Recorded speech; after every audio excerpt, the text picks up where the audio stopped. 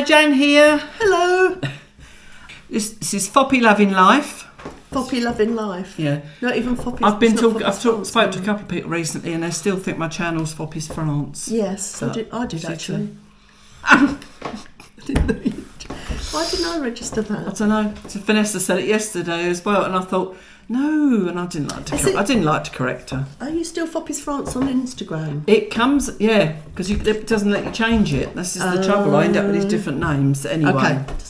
But yeah, in case you were wondering what's going on, yeah, I did change the name of the channel to Foppy Loving Life to take the France bit out, because I think too many people were tuning in expecting me to be talking about France. Yes. So anyway, yes, so Sharon and I here again. This time you can probably tell we are in Sharon's house, and we are sitting on opposite sides to what we normally do, just to confuse you even more. Oh, yes. Not that it matters. Coming from a walk, we just done just over an hour, wasn't it? It was over 7,000 steps, wasn't it? Yes, we so did. That's good for us. Yeah, anything over 5,000, I think, is a good day's work. Yeah, and we didn't do an awful lot last week because Sharon's had a stinking cold, so she's been hibernating. But the weekend was a bit busier for both of us, although Duncan and I were busy all weekend. Sharon came to us on Friday night with our friends Frank and David, and we had apéros. We did. And nibbles in the garden. And we were lucky because it was scorching. The weather was really hot. Yeah. And then, and I was supposed to be finished, I don't know, what was it, 11ish, I think? I think I went before that. So yeah. I'm going to have to blow my nose. Yeah, so that afternoon, I think Sharon left a bit earlier, so we finished, I think it must have been 11ish. I know we didn't want a very late night anyway, but we did start quite early. 6, we started about 6, so I think I went about 10:15. Right. I was flagging. So yeah, I think it was just starting to get a bit darker. Because we had enough darkness, if you like, that we could show Frank and David the new lights that Duncan had put in. And but because I was saying we didn't want to be too late, because we were stuck going to a wedding the next morning. We've mentioned this before. It was Natty and Leon's daughter, Carolyn, was marrying a man she's been with for many years, Matthew. They've got 4 children, but he proposed, and so that wedding was on the next day. So we were to be there for 9:30 in the morning. I'd never been to a wedding so early. No, it's you're going to describe it, but it does seem to be quite different from a traditional English wedding. Yeah, I mean, I plan, if I can, to do either include it in another video or do a separate video and hopefully show a little bit of the videos and the photos, really to show the difference really between what we know as an English wedding to a French wedding. Yes. And it's totally threw us, because even when we got the invitation, it did actually say the times, but in my head I was thinking that Natalie was giving it to us to tell us where it was rather than the times, because I'm thinking the way we would do it in the UK is anybody that's not family or close friends would be invited in the evening. Yes. So although I saw 9:30 on the invite, I'm thinking, right, well, obviously that's just the address for where we're going for the reception. But no. It's done here that basically anybody that isn't family or maybe acquaintances as well as close family go to the service. And first of all, you have the service at the Marie's office, and then you have a service at the church, because being what it is here, I don't really understand it, but it's a Catholic country, but it's not it's not recognised. Is that the word? It's the difference. The government is secular, so it's that separation of church and state that's very important here. So if you don't only have a church wedding, it's not recognised, basically. It's not legal, so you have to get married at the Marie's office as well. So obviously Duncan and I was going to say, you just did it right. We just did the Marie's office. So then from there you go back and you have a drink like they call it a vin d'honneur. We have a quick drink of champagne and some pastries. And then we were told probably by about 11:30 we'd go, but we were still there at 1:30. They were still coming around topping up the champagne and trying to shove these cakes down us. You had a lot of pastries. So, and it was a very hot day and it's absolutely exhausting. But we did, let's say, got away for about 1:30. So then Duncan and I, after lunch, went to a plant show. We had planned on going with Sharon on the Sunday, but Duncan was getting a bit panicky because there were certain plants. Because this particular plant show seemed to have gardeners and what they call them here, like a garden centres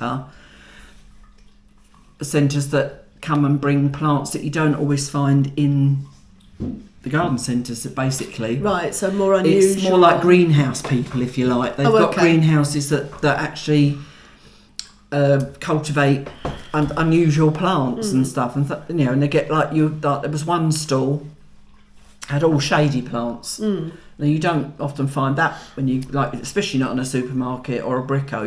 You got to find somewhere special for it. So that we wanted to get there because Duncan was worried that he wouldn't. By the time we got there, all the good ones that he wanted be sold out.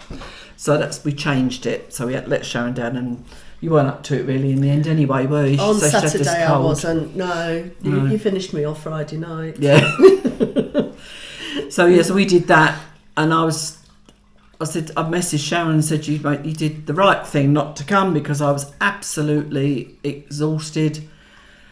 We had to stop and get a drink at one point and then I sat down because my feet were like doing this, throbbing. And so I sat down and Duncan had another walk round to see if he could find what he wanted. But we did get, I think it's 2 or 3 plants, so at least we did come away with something. I couldn't have stood it if we'd got all that heat and all that pain and got nothing. It's an annual show, isn't it, that one? Yeah. Annual. Yeah, I mean, I think it was last year you came with us, wasn't it? I've been 2 or 3 times, I think, altogether. Yeah, I'm trying to remember when we last went, but I think it was last year. Yeah, I think we went last year. So yeah, but it cost us 5 each to get in. That's crept up. It used to be something like 3, I think. But it's lovely because they have people that set up ponds and they show what they do to go round a pond. Or there's a woman there that was there last year. It's like a big fat, almost like a blowfish. That's as a fountain on the edge of your pond. Okay. She does things like that, and then you've got people selling the metal work and lots of pottery for the garden and things. So it's lovely to see, and they usually have a band that wanders around the show playing and stuff. So and obviously there's always food and drink, and that was nice, but as I say, exhausting but also they make you park such a long way away from the show. We had to walk all the way back through this field. Last year we walked through a forest. We did. Because I think we just found ourselves following other people. Yes, we did. Whereas this time we took the path and it, strangely enough, did seem quicker. But it was on a slope, so because I'm already tired going down it and I'm thinking, am I going to get back up this? But we took it steady and it wasn't too bad. So we did that on Saturday. So what time did you get home from that? About 4, I think we got in. It's still a long day since you were at really the wedding long day. 9:30. But we heard.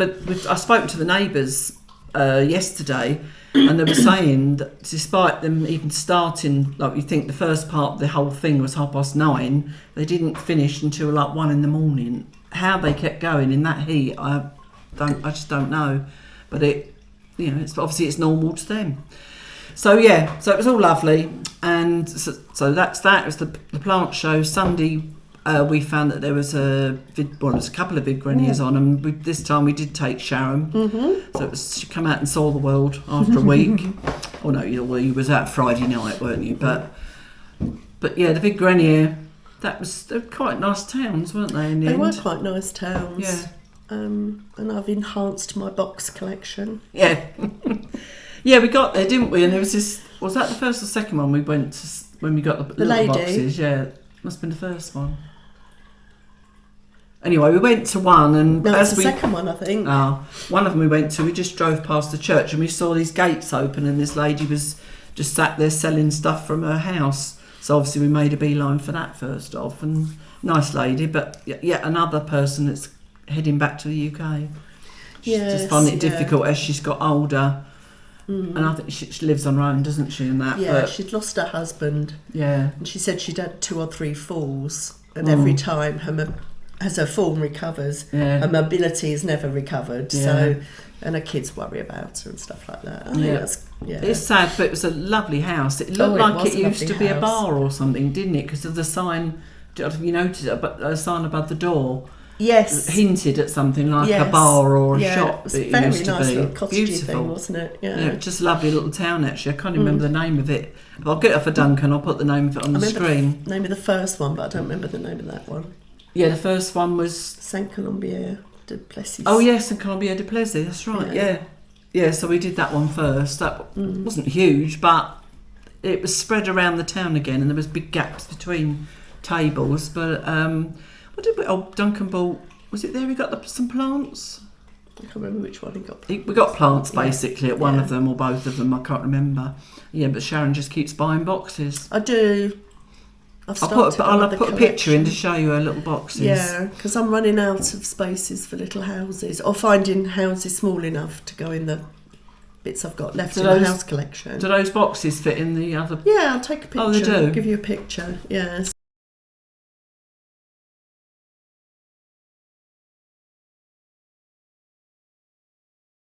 So I ended up buying 4 little wooden round ones with cats on the top. Oh, they did. I was just going to say, did they all have cats? I couldn't remember from what I saw. And yes, the lady, she had a gramophone. She said, oh, it still works. And she had these lovely little old metal tins, tiny little ones. And they actually had gramophone needles in them. And she was selling it with the gramophone, but in the end she agreed... Just leave one, wasn't it? Yeah, so I put all the needles into one of the little tins and made her an offer for the other 2. And one of them, did it say gramophone needles? Was it on the front of it? Yeah, I think both of them do. One of them's his master's voice. Right. You know, the doggy with the gramophone. Yeah. I don't remember what the other ones, but both of them say they're for gramophone needles. I just remembered one say it when I quickly looked at the picture last night. I nearly bought bedpan as well, didn't I? Oh, of course, we didn't go back to that. We didn't go back for that. Then again, what would you have done with it? I know, that's the thing. They were really good. They were porcelain, weren't they, I think? Cream with black writing on, but they were nice, as a bedpan can be. Yes. But they were just quite ornate. They were, yeah. So, and then... What happened? I think that was just it for the weekend, but it was just exhausting, really tiring. It was a lot for you doing Friday night, all day Saturday. Yeah. Most of Sunday. Oh, of course, that was it. After the Vigrenia, we came back home, had some lunch, and then Sharon joined us later because of course we bought a tent that is basically an addition to the new car. Anybody watches regular know we bought that car because we hoped we'd be able to put a mattress in the back and sleep in it. So if we went somewhere just for a couple of nights, we could just sleep in the back. But you can't sleep in it with the door shut because you won't get out if you need to go to the toilet. So we started looking at, they do canopy tents that literally go over the back of what do they call it, the hatchback? The bit that lifts up. The tailgate. Tailgate, that's it. Yeah. It goes over that and then is obviously staked into the ground, so you've got a little canopy, but you can have a mosquito net over it and have the door open, and obviously you can get out if you need to go to the toilet, and that's all we were looking at initially. But then we started thinking, but what if we're on a site and we decide we don't go anywhere, we want to do something like relax at the car, and what if it rains? You have to think of all these scenarios. Yeah. In the end, we decided we needed something slightly bigger that we could at least put 2 or 3 chairs in to sit with a table and sit there and play cards or something. So we went for something a little bit bigger. So that's what we got from a company called Vivor, wasn't it? Something like that. Something Vivor, I think.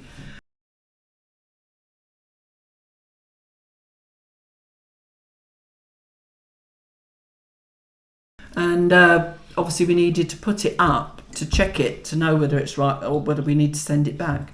So that's what we did. After the Vigrenia, we set it up in the garden. And it didn't take too long. It's just... No. And I think the more we do it... good, for the more we do it, the better we'll get. But some of it wasn't making sense. They do some of the tents now have what this has got, they call it a rain fly, which goes over the top of the tent, which is an extra protection against obviously the rain. And that was a bit of a problem trying to get that to fit, wasn't it? Couldn't really but maybe it'll all come together when we finally get around to using it properly. So then we obviously had to then put, what it's like, fit in the bag lovely from the factory, but then you've got to try and fit it back in the bag to go back into its bags at the end. So, but we did it. Yeah. We did it. We got there. Okay. So we're just gradually collecting things now that we could keep in the car. We bought this thing from IKEA, one of those boxes that collapse that have compartments in it, just to put stuff in that we can keep in the car, so that if ever we decide on a Friday night we're just going to go stay somewhere, all we've got to do is put the tent and chairs in the back, and the rest of it's already there, because our car's got almost like a floor in it, and then there's a bit under the floor about that deep. Yeah, that's really handy. It's really handy. We put our shopping bags in it, and we've got this thing will fit in there as well, and then the under that again is where the spare tyre will go. So there's space under there as well. Isn't it? Yeah. So that's the plan. I'll put some pictures up maybe of the tent, but I didn't think to video when we were struggling to put it up, and you wouldn't have wanted to hear us swearing anyway. That's any of the pictures I took. Yeah. No, I thought you did quite well for a first go. Yeah. And it probably make more sense when you're actually attached to the car as well. Yeah. Well, that's the thing. We didn't have the car in the garden, and you need to try there's a bit that's a flappy bit, if you like, that goes over the tailgate. So you've got that will probably make it a bit more tense, maybe tense. Pardon the pun. A bit more tension on it. Could you try it in my garden? Well, we could have done, but... No, I mean, if you wanted to attach it to the car... Yeah, I know what you mean. It down, yeah. Well, I've watched a couple of ladies, actually. It's strange. There's been so many women that car camp alone, especially in America, and a lot of them have bought these sort of tents, different makes of. So I was watching a few of them, because we really couldn't work out how to make this rain fly fit tight, and so I thought I'd have a look. And they'll do it slightly differently, and because a lot of them are on their own, they've got to find a solution of how to do it on their own as well. So it's not always easy. What some of them were doing, they'd attach the tent to the car to start with, so that would take the weight of the tent, and then maybe the rain fly on top of that, and then start to put the poles in. I was saying this to Duncan, but he couldn't get his head around that. He said, I can't see how that would work. But watch this space. It might be that Duncan will be coming up with that idea, and it'll be that he's thought of it, not that I watched a video of it. You know what men are like. So I just got a little list. Oh yeah, talking about the weddings, I worked it out. I was just saying to Sharon, we've now been here 14 years this year. Wow. And we've managed to do 4 funerals, albeit only one was at a church, the others were like crematorium, and they're 2 weddings including ours. So it's not quite, what is it called? 4 weddings and a funeral is the film, isn't it? Yes, it's all the way round. 4 funerals and 2 weddings. Yeah. I think that should be the title today. Yeah, probably. That might be the title. You might have already seen that. Yeah. So that's managed to get through my list for a change. Yeah. I usually forget what I want to talk about. That's good if you make a list. So there's not much to come from Sharon, because she's been in here blowing her nose, and I know I've got a couple of dreams. But you've been watching some sports and stuff, haven't you? Yes. I've been listening. Actually, I've been listening to the French Open tennis, which has been very good. How does that work though? Listening to it, I've got an app. Yeah, I know, but you're not actually seeing anything. That's what I'm saying. But you can still follow it by just listening. Well, I've always listened to a lot of sport on the radio. I know you listen to cricket, don't you? And football as well. You can listen to on the radio. Oh, that's true. Actually, I've forgotten that. Yeah. So it's like I did try, because I could get some. See, last year I watched the tennis on Prime, which I haven't got anymore. No. So, although it was in French, I could obviously still follow it. So I was looking for other options, and I could watch some of it on Canal Plus. But even if I don't listen to the French commentary, I could have the English commentary on, but they never quite matched up, so I gave up and just listened to it in the end. But that's been quite good fun. And I listened to some of the football the other night, where Paris Saint-Germain had a huge victory in the Champions League final. This means nothing to me, I don't watch sport. 5-0. Champions League finals, because they're two of the best countries in Europe. All right. Two of the best teams in Europe. And it tends to be, over the years, they've been quite stalemate matches, because they kind of cancel each other out, because they're both at the same level. Both good, yeah, so people were saying, I think this one's going to be a bit cagey. And then Paris Saint-Germain won 5-0. So it was amazing. Yeah. And I was trying to listen to the... that was before the match, actually. Trying to listen to... Djokovic in the tennis. And the fireworks were already going off in Paris. Oh, right. And you could hear them at the tennis, because Paris Saint-Germain and the Roland Garros are quite close to each other. Right. And so, Djokovic was getting quite annoyed. These fireworks were all going off. Anyway, that was quite good fun. Because Sharon was telling me as well, because obviously I don't watch the news, but she was saying about these things that were happening in Paris after that was after the football match, yeah. Even though they won, they still seem to cause but then it's probably not the football people, is it? It's probably... Well, I don't know. Anarchists. Is it just an excuse? I don't know. Because the final was actually in Munich, but this happens a lot. Paris Saint-Germain had opened up their ground and put big tellies in so people could watch the match. So there were a lot of people in the centre of Paris watching the match. But... yeah, you'd expect the flares and the fireworks. I don't know why it descended into setting light to people's cars. It just got... It could be... Well, it could even be totally something... out of hand. And it could be something unrelated. Yeah. I don't know. Yeah, so it was all a bit violent. 2 people died. Yeah, it's very sad, really. Yeah, no, I don't understand. Yeah. So, let's have to listen to Sharon's dreams. But today we're going to have some of the Nosey Jug. We haven't done that for a while. These were both last night. I've been having lots of very vivid dreams, quite short ones, and I actually remembered to write them down this morning. So my friend Natalie, one of my friends in the UK, asked me to help her pick up her son from school. Now he's about getting on for 40 now, but he was about 10 in this, I think. As he'd Straight heard, my hair. Yeah, fine. We were quite sweaty when we came back. We're a bit hot and bothered. Yeah, go on. Yes, as he'd hurt his big toe. Right, at school. So we had to carry him home. And the teachers said... Is this when he was young or when he's 40? No, he was about 10 in the dream. Okay, sorry, yeah. We had to carry him home, and I didn't have any shoes on. So the teacher said, I've got a pair of shoes that you'll be able to fit into. And they were like these suede desert boots.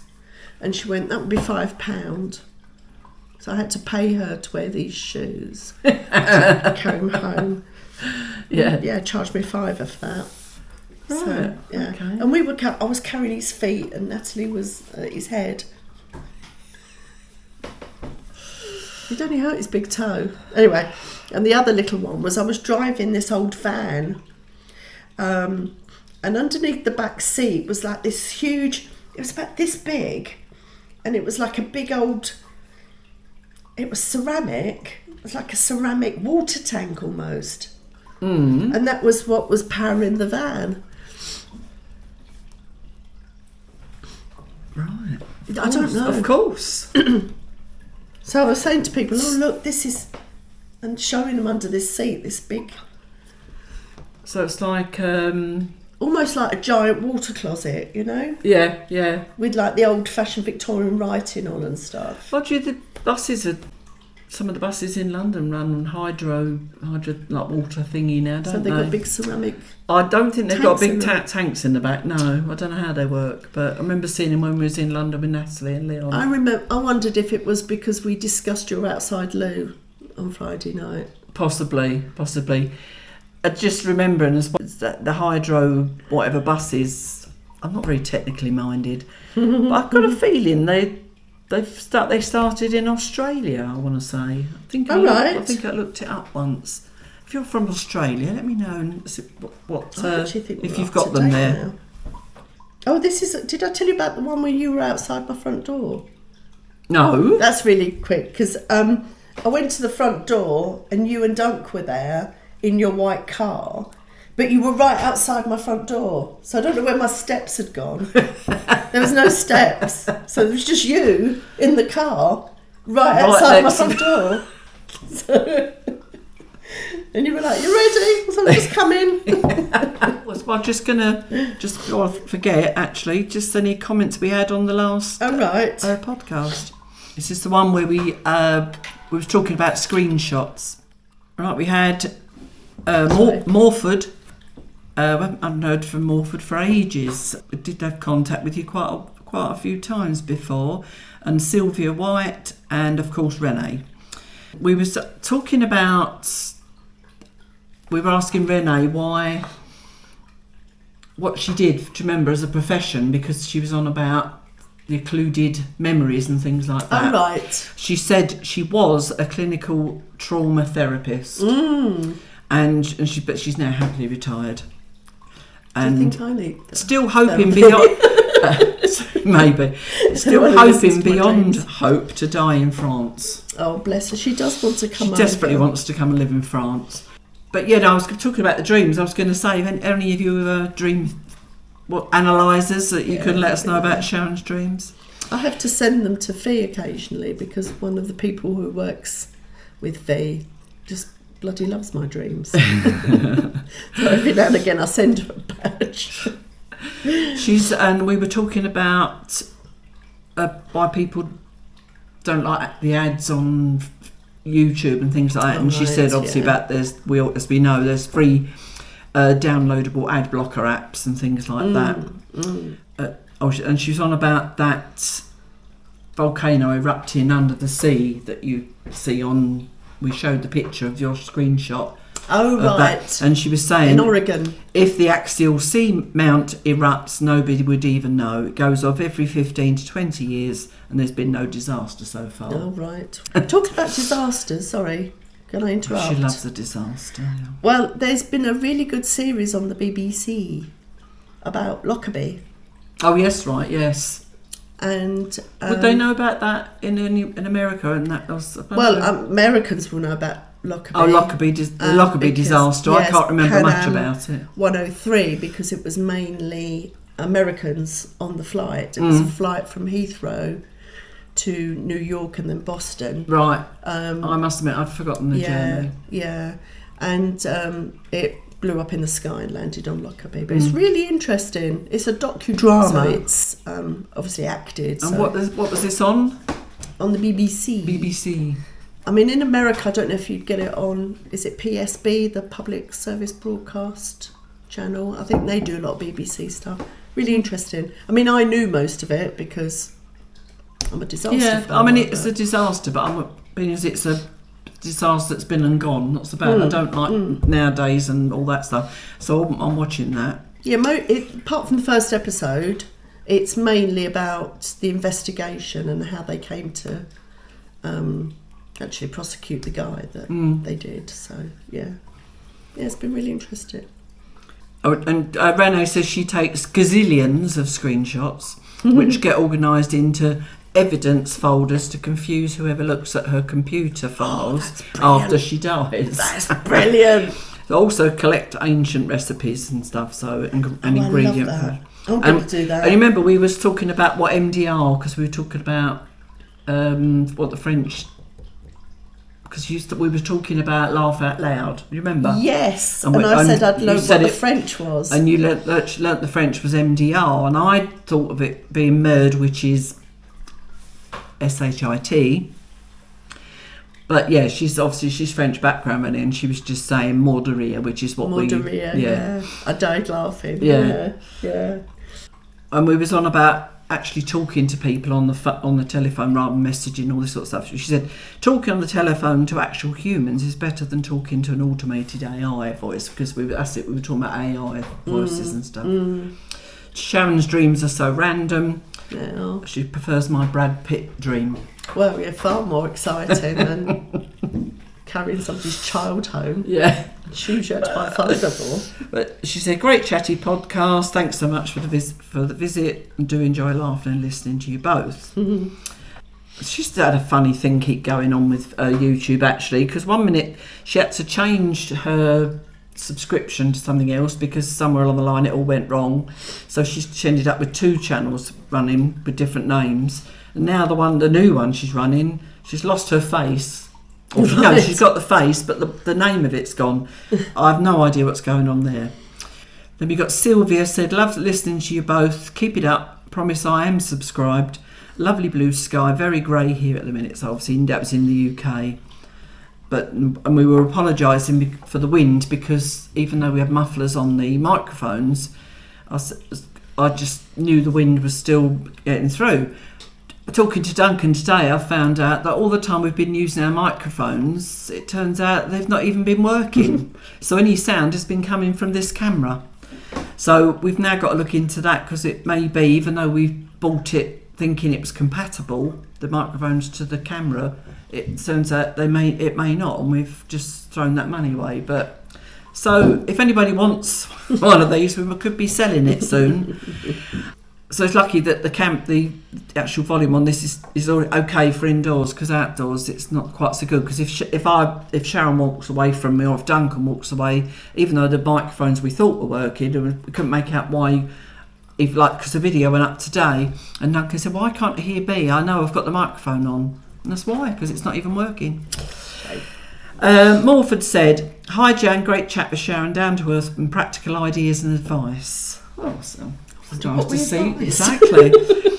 And Morford also watched the other channel where I'm sewing and that, and she said it was watching me that got her started with sewing. Oh, that's lovely. With the tote bag, and she's still sewing, and she's made some summer dresses, so it's really nice. Fantastic. So that's the comments from the last one. So this now, we're now going to go into the Nosey Jug. The Nosey Jug. Quite heavy to carry around, yes. But I do it. Do you think we should have a theme tune? I know we said that, didn't we? But we haven't got around to it. Nosey Jug. Right, I'll pick one. Do you want to pick one so you're ready?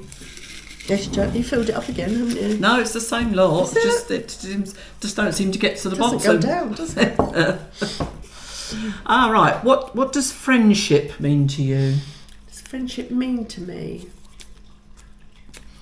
Well, it's both of us, obviously, but yeah. we do. Yeah. I suppose. I think you can have different levels of friendship. There's people I would call Definitely. my friends, and there's things I would maybe say to them that I wouldn't say to other friends. Yeah, I know what you mean, because Yeah. on that level you can't talk to everybody in the same way. No, so yeah.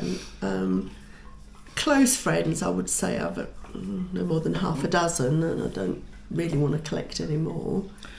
No, I think it can be a dangerous area. As much as some people just love collecting friends almost. Yes, yeah. I do think sometimes it's better to have those few close special friends than almost spread yourself too thin, and things just get awkward. Yeah. It's like those things when you have a party and you feel like you only really want the close friends. You don't really want to include those other friends, even though they're really acquaintances, aren't they? Yeah. It gets awkward because you then start feeling bad about your own party because you can't invite everybody.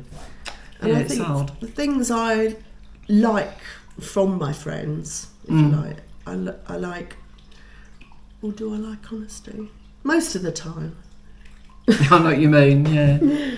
But I think honesty can sometimes be almost like. Do you think comes under taking criticism or something? Is that the level you're talking about? Either. Yeah, well, neither of us are. But there's also people who go, no offence, but I'm sorry. And if immediately you start your up. sentence Yeah, with no offence. exactly. Yeah. You might just as well come out with it then, mightn't you? Loyalty, trust, and acceptance, I think. And no judgment. Definitely, I agree with that. Yeah, definitely the loyalty. I mean, honesty it can be hard, but I think it's important, because otherwise, what's the point later on finding out that you weren't honest about it in the first place? Yeah. And trust. Yeah, it's all of that. Whereas you can't get that from absolutely everybody, can you? No, I don't think you can. It's just not possible. No. So yeah, just a few close friends, very nice. Yeah. And you don't have to be the same. No, I was just going to say, because you don't want to... Well, like with us, really, it doesn't matter. We get together whenever, and it doesn't matter what we're doing. Very often we'll be sitting here looking at the phones, won't we? Or we usually end up talking about reels and what's on the phone, don't we? Well, I sent your birthday card I sent to you. I think it Which said... one was that? I can't remember I think now. it said... You're my favourite person for sitting and looking at my phone with. Yeah, that's it. Because you're comfortable enough with each other that you don't have to be saying anything. Yeah, that's what we're getting to. Yeah, it's that being comforted that you don't have to worry about what you're saying, what you're doing, but you, at the same time still showing respect, aren't you? Really? So yeah. This is not about you personally. It's just like, don't take offence, but no offence, Jan, but no. This is just a question. Right, okay. And it says, why are pizzas usually round? Oh. It's a very good question. That is a silly question, but... No, it's very practical. They would be better to be square. You can get some square pizzas here, and you can buy... And that's pastry I'm thinking of, square pastry, because I quite often think, I wish they did a square pastry. Because sometimes a pie or something requires squareness, not always round. Yes. But yeah, I wonder why they were round. So I'm thinking about traditional pizza ovens, and you see the guys putting that shovel thing in with a pizza on it. Even that's square, isn't it? It's not round. It is. It's more shovel shaped rather than round, isn't it? Well, do you know why pizzas are round? No, I don't know. I'll tell you something I did. Perhaps I'll have to research that and put that on the screen. Regular viewers will know my limited cooking skills. I was hungry, but I wasn't very hungry. Are we talking about a real thing here or a dream? Right. This is real. Yeah. So I had a round pizza. So I cut the crusts off. The pair of scissors, made it square and put it in my air fryer. Oh, you've got a square one. See, mine's round, but it was not big round. Yeah. Oh, right, okay. Yeah. Well. It worked. And quite often I leave the crusts anyway. Oh, do you? Depends how hungry I am. If I'm not very hungry, I probably only need half a pizza, but I'd rather have a whole one. If I'm in the mood for mayonnaise with my pizza, I do like to dip your crust in that. Yeah. Well, that was a random one, wasn't it? Unless it was before, because square would have been more difficult in the olden days, wouldn't it? You'd just kind of form a round, wouldn't you? Because bread, you form a round with bread. Is that to do with? I've no idea. I'm still thinking about it. And if you buy a pizza tray, it's always round. And I don't know. What is one thing that most people have and have never appreciate enough? Oh, right, okay.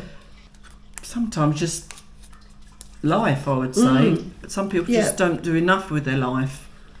Just waste it, sit around not doing anything, and then at the end of their life thinking, I could have done this and I could have done that. That's why I get frustrated if I haven't got the money or time, because Duncan's got to work, to do something, go somewhere. And I think the older we get, the more we think, well, even at best I've probably only got another 20 years. Yeah, but you just start thinking you want to fit stuff in, don't you? Yeah.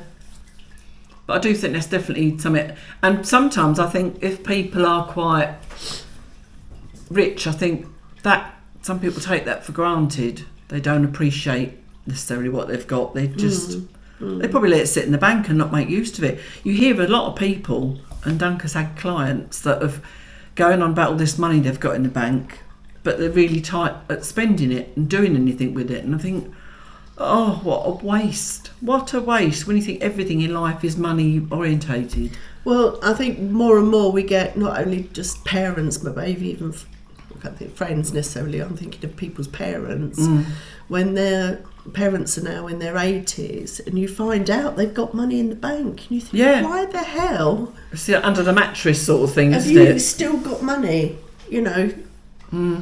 Why weren't you making the most of making the most of that money. Or, I mean, somebody said recently, growing old is a privilege, and it is, isn't it? Because not many people. Not many. There's a lot of people that don't make it. We've all known people who've died way before they should have done.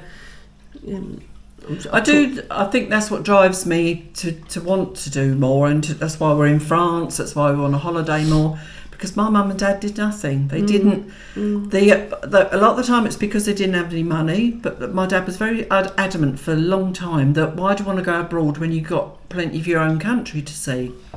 And I used to think fair enough, but didn't go and see that. It didn't go far at all. He actually did a job in Bangkok once, and that opened his eyes. Then he wanted to take my mum there. You're going to take your mum there. He never got to do that. And I just think it was really sad, but as far as my mum got was to Jersey on the plane from the UK. That was as far as my mum. And up until we'd been here quite a few years before she died, and I knew she would never get to come here. She just wasn't that way inclined. They get too rooted to where they are, and I just think it was really sad to say, but it's just made me more determined. And I hope that my children can see that's why I'm always trying to go away and do stuff, because I want them to do the same. But I know it's hard until you get to a certain age. You haven't usually got the money to do it. So no. And again, I think it's young people have to make quite difficult decisions. About actually enjoying their lives or saving like mad. Well, I mean, we've got two examples, haven't we? Really, because your children don't have children, so they may be able to travel a little bit more. My children, I've got 11 grandchildren. That holds them down a bit. They do try and go on holiday when they can. Like my daughter's going away tomorrow, and I'm thrilled to bits because she's never been abroad with her girls, and the fact she's managed to do that on her own, I think it's just amazing. I'm just so excited for her, really. Yeah. So basically, appreciate your life and appreciate money if you've got it. Yes, appreciate the fact that you're still here. Exactly. What's your favourite nickname someone has given you, and how did you get it? Oh, I've only had one proper nickname. It was Grammit. My uncle. It's an uncle that lived a few doors down from us. Had nicknames for everybody, and mine was Grammit. And I never really knew why. I mean, Janet Grammit. I don't know. He just liked to have a nickname for someone rather than their actual name. So it's bizarre, but it sticks with me because obviously no one else called me that. That's strange. So it just makes me think of him. He was lovely. Always really funny, as all my uncles were. I had a very skinny friend when I was about 10, 11. Sue Lord, that's special too. And we used to call her Weed because she was and she used to call me Pud. Now, I wasn't even a Pud. I was going to say, you probably wasn't, yeah. I mean, it would be more fitting now, but we were Pud and Weed for a while. The only other thing is shortening of my name, because people call me Shaz. Yeah. Or Shao. Well, my kids call her Auntie Shaz. Yeah. So, yeah. Or my maiden name was Stubbs, so I used to get called Stubbsy. Have I told you that story about? I'm sure it was Sean Wall. When I worked for Lewisham Council, a lot of people, that was before I was married, so they knew me as Sharon Stubbs. And I moved on from Lewisham, and then I had quite a more promotion. Good job, yeah. Top managerial job. And I remember going on a course one day, and I was, maybe talking to another senior manager, trying to be on. And I heard down this corridor, "Oh, hey, Stubbsy!" I'm sure that was Sean. Yes. Yeah, someone who worked with Lewisham. I thought, right, that brings me back down to earth, doesn't it? Just talking about my uncle, I've just suddenly remembered my sister, because she's Hazel, but for some reason she got called Mabel. Sure, you just wasn't hard of hearing. No. And then my cousin, she was the daughter of the same uncle. She didn't have any breasts really, and they just used to call her fried eggs. Fried eggs, that was that. Oh. And another word, I forget It's something similar anyway. It's like or nips or something like that because she didn't have anything. But yeah, I just remembered those. Oh, and my brother Keith, because he had quite sticky out ears, so he was called Jugs. Jugs. Things like Oh, bless. Yeah. It's funny, isn't it? Yeah. Right. What makes you cry and why? Oh dear. Could almost say what doesn't. You were a bit stressed this morning, I weren't you, was very stressed. I've had a few days feeling quite where you get emotional here, and I feel like I need to watch a really sad film or something just to shift it. Yes. But I've just been feeling really wound up. I feel a bit better now. I've been out and got a bit of fresh air. But yeah, no, a nice sad film will make me cry. And I think sometimes, as I say, I need that as a relief.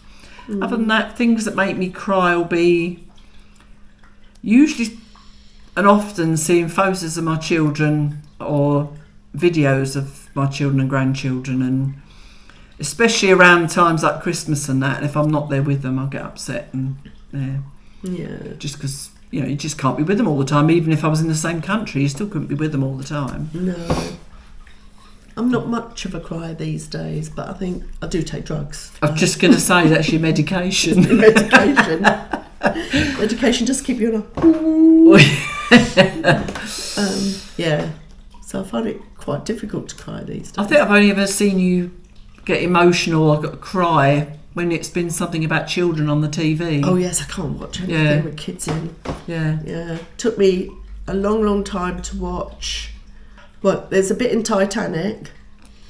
All right. And the Irish lady, she tries to get her and the kids out and she can't, and then at the end she just wraps them up in bed and reads a little story to them because she knows she can't get out with them. I used to have to leave the room for that. I don't remember that bit. Oh.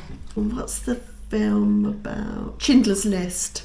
Oh, Schindler's List, yeah. I couldn't watch Schindler's List for a long time either. No, a lot of films make me emotional. Yeah, so if it's kids and their emotions, I tend to leave the room. Yeah. It's funny, I was watching something the other day.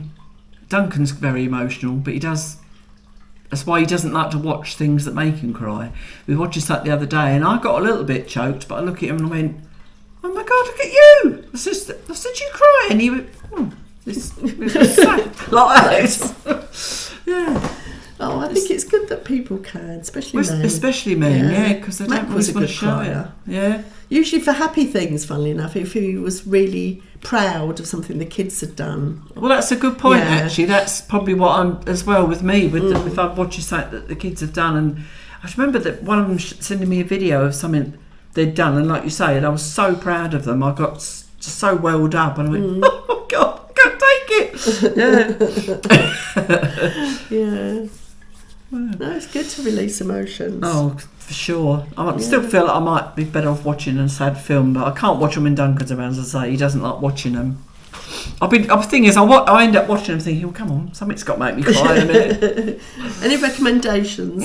Sad films? That's a good point, actually. Any films that really upset you and they've stuck with you, because there's a few that I can think of that have upset me and I don't remember as being a bad thing, but just had that emotive effect on me. Yeah. That's another thing I watched recently on Netflix, was a little documentary about the Blitz. All right. Yeah, it's about the Blitz, and they've the film's been coloured because a lot of it would have been in black and white, but it was just watching the kids go off, the evacuees go off. And I always say I've watched things before, and I said to my kids, I couldn't and when they get go. dragged away from their parents, isn't it? I couldn't have let you go. No. It's awful. Yeah. Can you imagine little tots going on? I mean, my dad was evacuated. That to be just made to think it was a holiday, and Yeah. Terrible. I mean, my mum wasn't. My mum stayed with her mum. It was just the two of them. My granddad was in the Navy, but I think because my dad was one of 10, she was quite happy to let them all be evacuated. He loved it. I mean, you do hear of people having had a fantastic time, depending on where they ended up. And really. he was born in the East End, and he'd never really seen countryside. They come from quite big poor family in the East End, and he loved the countryside. And he was only in Essex, bless him. I think he thought he was on the other side of the world. Well, yeah. It's funny you saying that. I just remember it's one of my... You know when children go on a day out, or they might go on a few days away or something. Now this Dartford was just down the road basically, but they used to take the children to this. Was it Rootham? I'm not sure if it was Rootham, but it was like a camp, and they'd had huts or a hall where they could all sleep and have sleeping bags out and that. And they went on an outing to Dartford Post Office, which was obviously to us was nothing, but they loved it. And I remember that because they were lovely enough that they could write me a letter. And I remember putting it in there. We went to Dartford Post Office today. So funny. They still laugh about that. They said, we thought we'd gone miles.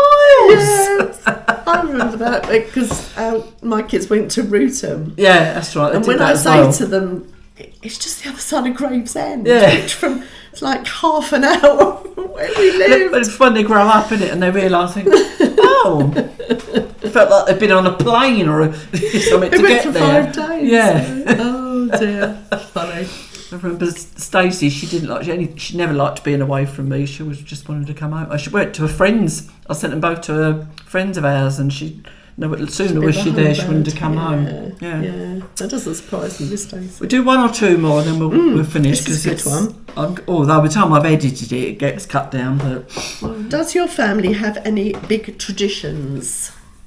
Mine is just the Christmas stuff. It used to be, but even that, because now as they've all grown up, those traditions have sort of petered out a bit. Really, Yeah. I can't think of anything that's other than always. But then that's normal families taking tradition. It's tradition almost to take the mick out of each other. But no, I can't. Oh yes, you've got a bit of a history of that, haven't you? Yeah, I can't really think of what you'd call a tradition that, like, where you do something special every year, other than the normal Christmas and stuff. Yeah. I was going to say the same, really. Yeah. We did have a few Christmas traditions, which. We're now the kids are all adults and we haven't got children. I mean, we do try and all still meet up at least for one day over Christmas, because they're spread over the country. Obviously, I'm in France, and they are very good at my birthday as well. And I think that's because of when my birthday is. And I think if it was any other time of the year, it wouldn't. But my birthday's on the 27th of December, so it gets lumped into that. Far too close to Christmas, yeah. So they always make a bit of a thing for my birthday. Yeah, it's good though, because sometimes, say like mine's not long after Christmas really, but it does seem to get forgotten about. I think January birthday people often say that. Yeah, it's horrible time. Yeah. Right. I've got a really good one here. Still one to do. Go on. If raindrops weren't a thing, what would you want to fall from the sky? It surprises me when you're so puzzled by these, because you wrote them all. I didn't write them. Well, I mean, you put them in the... I know, but that's what menopausal brain does. I've forgotten all of these. Yeah, I'm just typing them up, cutting them and putting them in the pot. I'm not necessarily registering them, I suppose. I did have a snigger at some when I did them, but God knows what ones they were or where they are. I forgot the question now.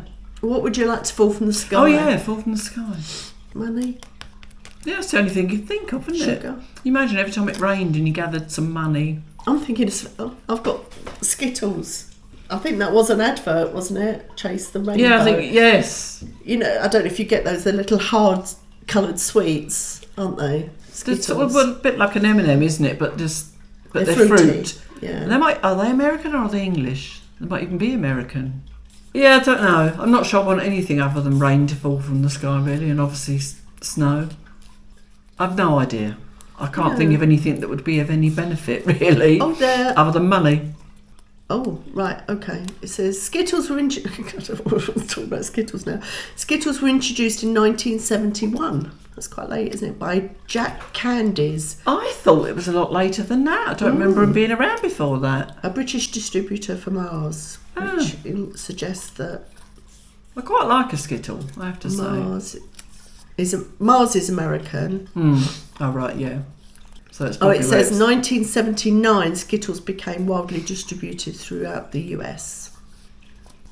There you Yeah, go. I So don't- you have Skittles. Yeah, I don't remember. Canadians have Skittles. I don't know about anybody else. Right, so that's all you can see is Skittles coming, and I Yeah, can't some really kind of see anything. sugar derivative. But if anything had to come from the sky other than rain or snow, then yeah, money would be good. I'd have my holidays. Can you imagine people saying, "It's cloudy, come on," going out with like big, Yeah, buckets. get the buckets, and collecting all the coins. Yeah, wouldn't it? fill your wallets. Yeah. This is the last one. Are you a good gift giver? Good gift.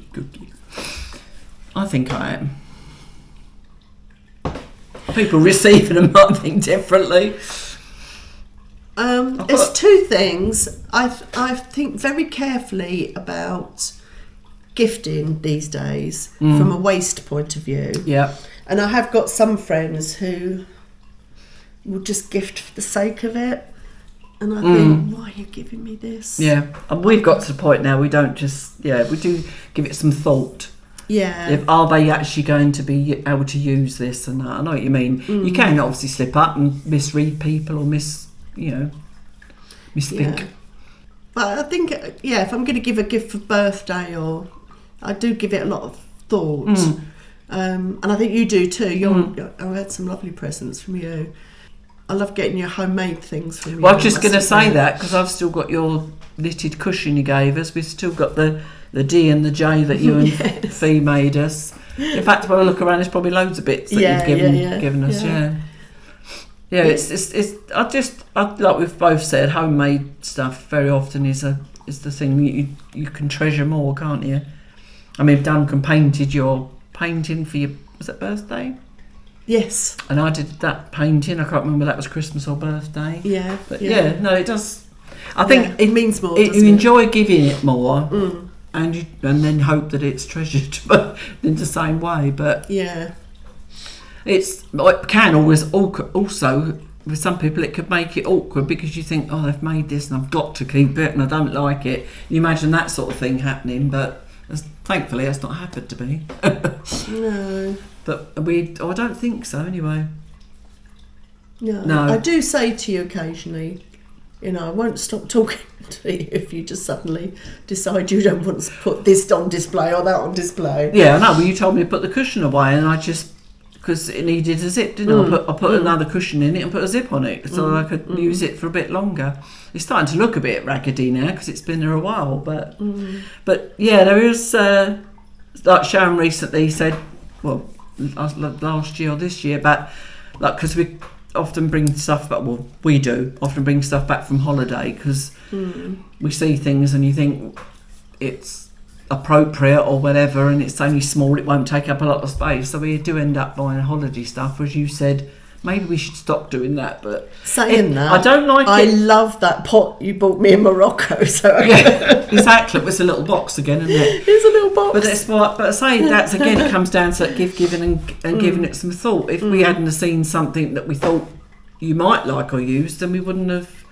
Would have ended up coming back here and saying, "Oh, we'll get you something from Noz or something," But that probably wouldn't have happened. So hopefully it's like recently, and now you'll see a picture of it, was the gift we gave for the wedding. And I straight away thought about, I'll give them something that it speed to mark the occasion and they could use, rather than just go and get some saucepans or something that they might have a million of, especially because they've been together a long time. So I painted a bowl, and apparently she was very happy with it, so that's good. But let's just hope she's not going to say she wasn't, though, is she? She don't. Well, I can't imagine Natalie going to come to me and say, "Well, actually, she thought it was." I don't know. I mean, Natalie is fairly honest. She can be quite blunt. This is true. Yeah, she could have come back and just sort of said, "Well, actually, have it back. They don't like it." While on that subject, actually, I gave it to Natalie and Leon because it's fragile and I didn't want it to get broken. I didn't want to leave it just laying around at the wedding, and we weren't going to be going to the evening, so I said to Natalie, what can I do? Because I don't even know if I get the opportunity to speak to the bride and groom. And so in the end she said, give it to us and we'll look after it. And Leon opened it. I mean, I've never heard of that before, but he opened it, he liked it, and they had to put it back in the box again for his daughter to look at. But anyway, maybe that's tradition for them. I don't know. It's a bit strange, but they're probably watching this now, reading the subtitles and saying, "Well, yeah, it's normal, Jan." Yeah, the father of the bride always opens a couple of presents. Anyway, we call it a day, and we will see you next time. Au revoir. Bye bye.